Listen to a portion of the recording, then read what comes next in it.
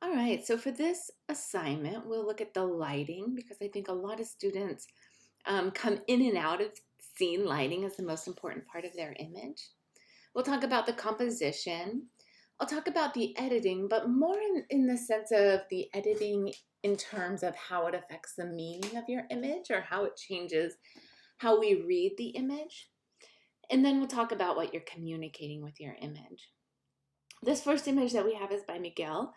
And his lighting that he's using is natural light. It's hard light that's coming across his subject's face. The composition is really straightforward as you're getting close to your subject and letting her fill most of the frame. Now, I think the composition could be improved a bit to tell more of a story. This seems like a headshot, like almost a class picture, or I think of like the newspaper pictures when they're interviewing someone, like a really quick picture. And when you're spending as much time as you did editing the image, we want to make sure that that first image is as strong as it can be. And I think just by showing more of an environment, more of a story with this image, you could build that out for us a little. And then we see your edit. So you adjusted the color cast. And I'm actually really drawn to the warmth of the color cast in the original image. I know it's neutralized here, which is great that you're very accurate in your coloring here. But the warmth of the image, I think, adds to the narrative in this image. It has a kind of inviting summer feel to it. And then the other major thing that you did was adjust her skin. So if we look at her skin closely here, we can see like small little imperfections, and they're not a big deal and they don't stand out. But also how you've corrected them doesn't stand out. And I think that's key, and that's exactly what it sounds like your goal is you don't want to overwhelm us with overly soft skin. You want to show us still texture on the skin and show a realistic version, just something that the subject might be a little bit more pleased with. So your edit here is very subtle, and I think it's very respectful. And I quite appreciate the way that you're approaching it. So, Bridget, here's your first image. And something I've noticed about you throughout the semester is that you take these shots, and you did it for your, maybe it was the same subject that was dressed up for Halloween. It could have been a different subject, but it was like in a similar way where you were really close to the subject. And I think oftentimes when students have a composition that's so simple like this, a lot is lost in that. We're not getting the narrative of the subject, but you include enough information around your subject that it starts to fill out the narrative, even though it's very small.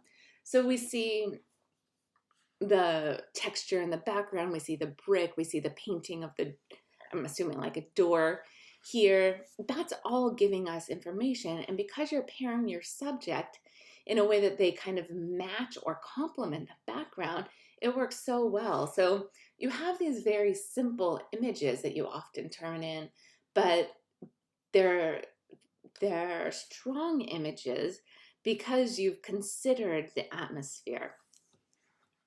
So that's your composition, I guess. The lighting here is really beautiful. It's open shade lighting, really soft light. Be nice if you could pop a little reflector under the hat to open up the other eye. This eye, because the hat comes up, has a nice catch light in it, and then this eye is a little bit too dark, so I'd pop some light back in there if you could. The editing that you've done, you've really softened the skin. So you said she had a lot of texture on her face, and you wanted to use a spot healing tool and clone stamp to get off any blemishes, and then the paintbrush tool to color any spots that were gray because of our makeup. And then you use the blurring tool to get rid of any texture on our face. And I would pull back on all of that a little bit. This looks fairly artificial to me. It doesn't look like a natural skin tone. And I think you can do a lot of those edits of cleaning things up, but without having that blur at the end, which adds this, it adds a really nice glow to her skin, but it also adds an artificial feeling to her skin. It does look like it was painted on. It doesn't have the natural texture that we want to see some of that we see here. So it seems like it's a bit overdone on the editing side of it. And it starts to make this like cool, like textured background and everything because there's so much detail there. And then her skin is so soft. It really creates kind of a stop point for me as I'm viewing it. And I think it's emphasized because of the texture in the background. So I would pull back a little bit on your editing because I do think it takes away from the meaning of the image. It no longer is this like casual image that you've put together where everything seems to magically come together. Here now it starts to feel more forced because of the post-processing that's been done. And then this is the last image for this little group that we're doing here. This is by Andres. And let's just see, I think your edits were pretty minimal here. You were taking some pictures of your roommate or your friend as they were working on putting together their new bike. Let's see, you took out the helmets on the right hand corner, so that was just a crop or an edit on the top there.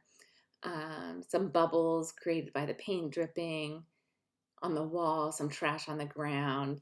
You cleaned up his skin a little bit. So very minimal edits.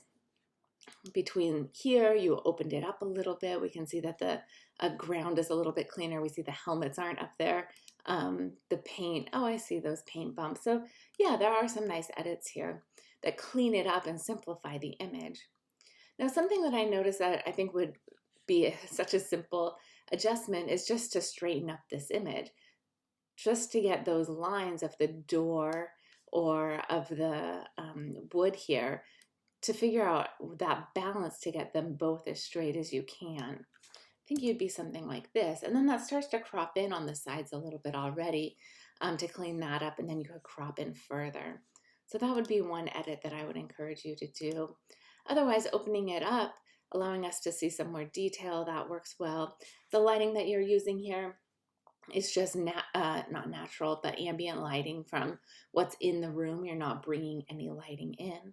The composition kind of lends itself to having this nice asymmetrical balance with lines in it. As you're using the bike as the lines, and the circle brings us right in. It'd be nice to see more separation between him and his background.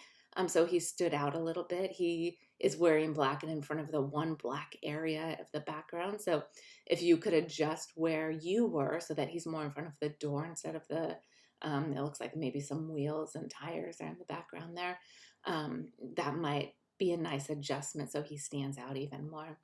But I think the adjustments that you made as far as your Photoshop allow us to communicate exactly what you wanted to communicate. It takes out anything that's distracting, and it allows us just to focus on kind of the grittiness of a bike shop or where you work on your bikes or whatnot.